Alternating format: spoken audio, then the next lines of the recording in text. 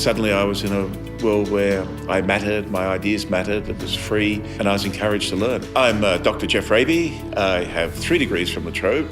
It was a place where I could hitchhike from home easily up the road. Campus was beautiful, opening up with the trees and the birds, a wonderful semi-rural setting. Although it was very small, I think in my first year we had something like 3,500 students. We were still involved in the Vietnam War, so international politics and issues were very important. I needed to understand society, and to understand society, I believed I needed to study economics. Yes, my master's thesis. I haven't seen it for ages. Look at it. Oh, wow. It couldn't be that interesting, surely.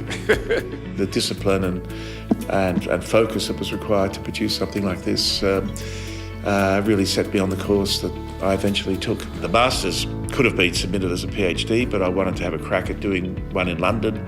I went there without a scholarship, ran out of money, came back as a senior tutor.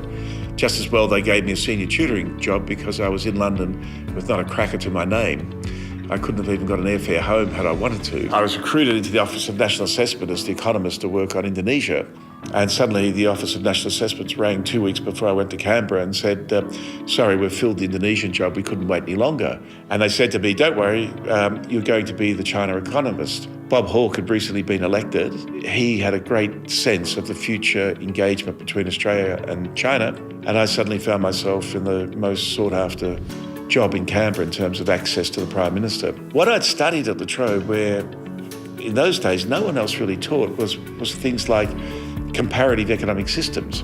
I had an intellectual framework and a theoretical framework in which to analyse the process of reform, which was just starting to begin in China at that time. I knew nothing about China, but I knew how centrally planned economies perform and the issues that are thrown up by that process, and no one else in Canberra did. So my career in Canberra got off to a spectacular start. I was the first distinguished alumni that La Trobe appointed, so it's a very big honour and a very big responsibility. I've been privileged, but the biggest privilege I think I've had is the background in education that I got at La Trobe that equipped me to do what I'm doing.